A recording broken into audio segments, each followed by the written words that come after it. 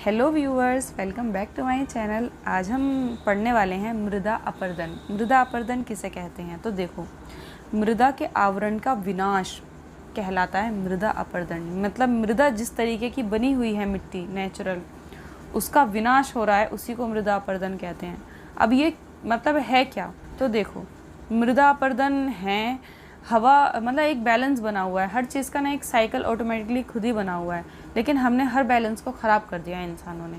इसमें होता क्या है कि हवा जो है वो मिट्टी को उड़ा के एक जगह से दूसरी जगह ले जाती है, हवा अपना काम करती रहती है। दूसरी तरफ नदी भी अपने साथ कुछ मिट्टी ले जाती है कहीं से, और कहीं पे भी जाके छोड़ देती है। तो ये साइकिल चलता रहता है और बैलेंस बना रहता है, यहाँ की मिट्टी वहाँ, वहाँ की मिट्टी वहाँ। लेकिन वो बैलेंस वो प्रकृति ने खुद बनाया, तो वो बैलेंस ख़राब नहीं होता, वो बिल्कुल ठीक है। लेकिन मनुष्य ने इस बैलेंस को बिल्कुल ख़राब कर दिया है, इस संतुलन को बिल्कुल ख़राब कर दिया है। कैसे? जैसे जैसे जैसे जनसंख्या बढ़ती जा रही है, वैसे वैसे बिल्डिंग्स बनती जा रही हैं, क्योंकि सबको घर चाहिए रहने के लिए। और जो खनन का कार्य है, जैसे कि पहाड़ों के अंदर खुदाई करना, रास्ते बनाना नए नए, ठीक है, ज़मीन से खनिज निकालना, जैसे लोहा, तांबा, पीतल, ये सारे एलिमेंट्स वगैरह, उसके अंदर से धातुएं निकालते रहते हैं आए दिन, ठीक है। तो उसको कहते हैं खनन का काम। अब ज़मीन कहाँ तक बर्दाश्त करेगी ये सब? वो कुछ ना कुछ तो करेगी ही ना। इससे क्या हो रहा है? इससे ये जो बैलेंस है ना, ये ख़राब हो रहा है, क्योंकि जो पेड़ पौधे होते हैं ना, वो मिट्टी की जड़ों को मजबूत कर देते हैं। अपनी जड़ें मिट्टी में ले जाके वो मिट्टी को एक जकड़ देते हैं। मतलब जैसे आपने देखा होगा, रेगिस्तान की जो मिट्टी होती है उसकी उर्वरता क्षमता बिल्कुल ख़त्म होती है, ज़ीरो उर्वरता होती है। मतलब उसमें कोई पेड़ पौधा नहीं उग सकता। पेड़ पौधा ना होने के कारण आपने देखी है वहाँ की मिट्टी किस तरीके से उड़ जाती है हाथ में लेते ही, और उसके दाने दाने कैसे बिखरे हुए होते हैं, रेतीली होती है एकदम। जबकि अपने यहाँ या कहीं और की आप मिट्टी देखोगे तो कैसे डले बंधे हुए होते हैं। तो वो जो उसका एक वो बंधा हुआ पना होता है ना उसका, वो जो बंध जाती है, लड्डू सा बन जाता है उसका हाथ में लेके, ठीक है, और उसमें पेड़ पौधे भी उगते हैं। तो वही जो उसकी पकड़ है वो है नेचुरल। और क्या हो रहा है, बिल्डिंग्स वगैरह बनने की वजह से, ठीक है, और पहाड़ों की खुदाई करने की वजह से, खनन का कार्य करने की वजह से, हर चीज़ में क्या होता है, सबसे पहले पेड़ काटे जाते हैं। तो जहाँ से भी पेड़ काटे जाएंगे वहाँ की तो ज़मीन ही बेकार हो जाएगी। तो इससे मिट्टी की जो जड़ें हैं वो कमज़ोर हो जाती हैं। मिट्टी की जड़ें मतलब मिट्टी की जो पकड़ है वो कमज़ोर हो जाती है, और जब ये कमज़ोर हो जाती है तो ये लाती है तबाही, जैसे भूस्खलन, भूकंप, बाढ़।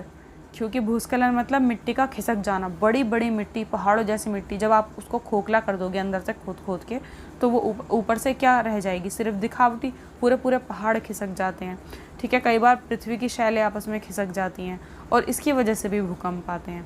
और क्या होता है, कई बार मिट्टी अपनी उर्वरता क्षमता ही खो देती है, मतलब उसमें पेड़ पौधे उगाने लायक नहीं रहती वो, इसकी वजह से।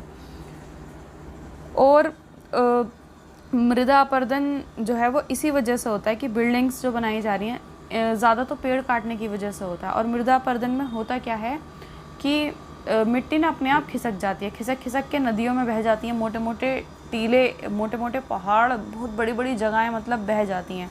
और सबसे बड़ी बात, उर्वरता क्षमता खो देती हैं और उड़ने लगती है मिट्टी। मतलब जैसे रेतीली मिट्टी होती है ना, उड़ के इधर से इधर, इधर से इधर, उसमें एक जमावपन नहीं रहता। तो ये बहुत ही गंभीर विषय है कृषि के लिए, क्योंकि इससे कृषि की जगह भी कम होती जा रही है, और जो बाकी बची है वो अपनी उर्वरता क्षमता खो रही है।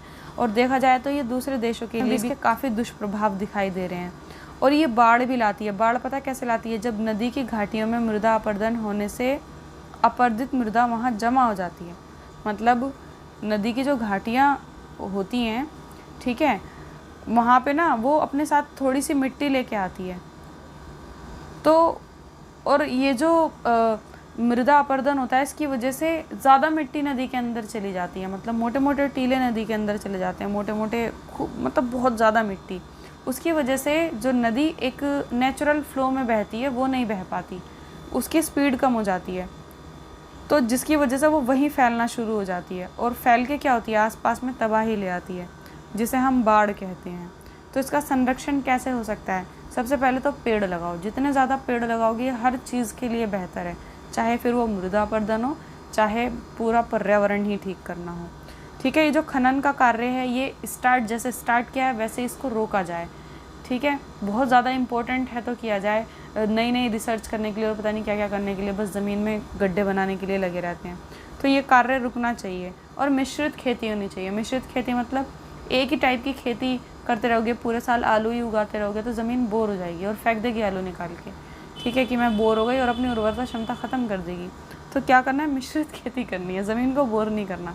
कभी कोई चीज़ उगा देनी है, कभी कोई चीज़ उगा देनी है, और कभी उसको फ्री भी छोड़ देना है ताकि वो उसकी उर्वरता क्षमता वापस आ सके। और सीढ़ीदार खेती, अगर सीढ़ीदार खेती होती है तो इससे अपर्दन कम होता है। आई होप आपको वीडियो अच्छा लगा होगा और समझ में भी आया होगा। अगर वीडियो अच्छा लगा हो तो प्लीज़ वीडियो को लाइक करें, चैनल को सब्सक्राइब करें, और किसी और टॉपिक पर वीडियो चाहिए तो आप मुझे कमेंट बॉक्स में बता सकते हैं। मिलते हैं नेक्स्ट वीडियो में। Bye guys.